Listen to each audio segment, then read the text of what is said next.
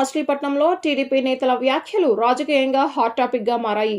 TDP జిల్లా అధ్యక్షుడు వీరంకి వెంకట గురుమూర్తి YCP నేతలకు స్ట్రాంగ్ వార్నింగ్ ఇచ్చారు. టీడీపీ వర్కింగ్ ప్రెసిడెంట్ గా నియమితులైన నారా లోకేష్ పై అనుచిత వ్యాఖ్యలు చేయొద్దని చెవిరెడ్డి మోహిత్ రెడ్డి, పేర్ని నానిలను హెచ్చరించారు. పార్టీలో అంచెలంచెలుగా ఎదిగిన నాయకుడు లోకేష్ అని, గత 5 ఏళ్లలో వైసీపీ ప్రభుత్వంపై పోరాడిన నేత అని పేర్కొన్నారు. అలాగే వైసీపీ ప్రభుత్వంపై తీవ్ర విమర్శలు గుప్పించిన గురుమూర్తి నేతలు తమ స్థాయిని మరిచి మాట్లాడుతున్నారని మండిపడ్డారు. నిన్న చెవిరెడ్డి మోహిత్ రెడ్డి మా యువ నాయకులు, యువ కెరటం, విద్యాశాఖ మంత్రివర్యులు, మరి నూతనంగా నియమింపబడినటువంటి తెలుగుదేశం పార్టీ వర్కింగ్ ప్రెసిడెంట్గా నియమింపబడి మా అందరికి కూడా ఆశాకిరణం నారా లోకేష్ గారిని మోహిత్ రెడ్డి లాంటి దొంగలు కూడా ఆయన వ్యాఖ్యానిస్తా ఉన్నారు. ఎందుకంటే నారా లోకేష్ గారు క్రమశిక్షణగా చదువుకుని తల్లిదండ్రుల చాటున తాతగారి యొక్క ఆశయాలకు అనుగుణంగా తల్లిదండ్రుల నడవడికలో చదువుకుని కార్యకర్త స్థాయి నుంచి మొదలై నేడు వర్కింగ్ ప్రెసిడెంట్గా స్థాయి వరకు వచ్చారంటే అది ఆయన పడినటువంటి కష్టం. 5 సంవత్సరాలు గడిచిన 5 సంవత్సరాల్లో వైసీపీ ప్రభుత్వం మీద వీరోచితమైనటువంటి పోరాటం చేశారు. పాదయాత్ర చేశారు. పాదయాత్రలు ఎన్ని ఇబ్బందులు పెట్టాలో అన్ని ఇబ్బందులు పెట్టారు. ఎంత హేళన చేయాలో అంత హేళన చేశారు.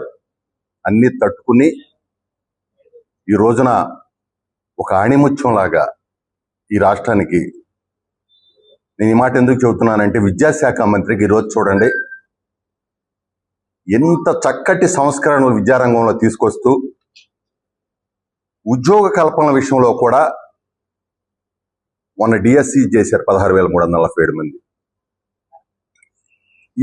ఈ రోజున ప్రపంచంలో ఎంతో ప్రతిష్టాత్మకమైనటువంటి గూగుల్ కావచ్చు, స్టీల్ కంపెనీ కావచ్చు, పెద్ద పెద్ద కంపెనీస్ని, పరిశ్రమల్ని ఈ రాష్ట్రానికి తీసుకొచ్చి చదువుకునే బిడ్డలకి ఉద్యోగ కల్పన చేయాలని ఆయన ఒక కృతనిశ్చయంతో పనిచేస్తా ఉన్నారు. అలాంటి మా లోకేష్ బాబు గారిని మోహిత్ రెడ్డి వాళ్ళ స్థాయి ఏంటి, వాళ్ళేంటి, వాళ్ళకి వాటర్ లిస్ట్ కంటే కూడా అక్కడ ఆ నియోజకవర్గ వాటర్ లిస్ట్ కంటే కూడా కబ్జా లిస్ట్ ఎక్కువగా ఉంది. వాళ్ళకి 30,000 మంది ఆడపడుచులు తాలిబొట్లు తెగటానికి కారణం ఎవరు? చెవిరెడ్డి కుటుంబం కాదా? ఆ రోజు కల్తీ మద్యాన్ని నడిపింది వీళ్ళు కాదా? దేశమంతా తెలియదా ఈ విషయం? మీరు మా లోకేష్ గారి గురించి మాట్లాడటం అవివేకం. నారా లోకేష్ గారు ఉద్యోగాల సృష్టికర్త. మీరు కల్తీ మద్యాన్ని సృష్టించారు. మీరు కల్తీ మద్యం ద్వారా కొన్ని వేల మంది కిడ్నీలు, లివర్లో పక్షవాతం వచ్చిందంటే మీరు. కానీ మా లోకేష్ గారు చదువుకునే బిడ్డలకు ఉద్యోగాలు సృష్టిస్తూ ఉన్నారు. అలాంటి మీకు మా లోకేష్ గారికి పోలిక అని చెప్పి నేను అడుగుతా ఉన్నా. అంతేకాదు, ఇక్కడ ఈ జిల్లాలో ఉన్నటువంటి మాజీ మంత్రి పేర్ని నాని కూడా మాట్లాడుతున్నాడు. అమరావతి మీద అంటే ఏదో పనిలో ఉండారంట, దోచుకునే పనిలో ఉండారంట, అందుకనే వర్కింగ్ ప్రెసిడెంట్గా ఈయన పెట్టారంట. నేను అడుగుతా ఉన్నా, 5 సంవత్సరాలు మీరు అంతకుముందు కూడా అమరావతిలో ఇన్సైడర్ ట్రేడింగ్ జరిగిందని మాట్లాడారా? ఏ ఒక్కరినైనా ఏమైనా చేయగలిగారా? ఏ ఒక్కటైనా నిరూపించగలిగారా? లేదే.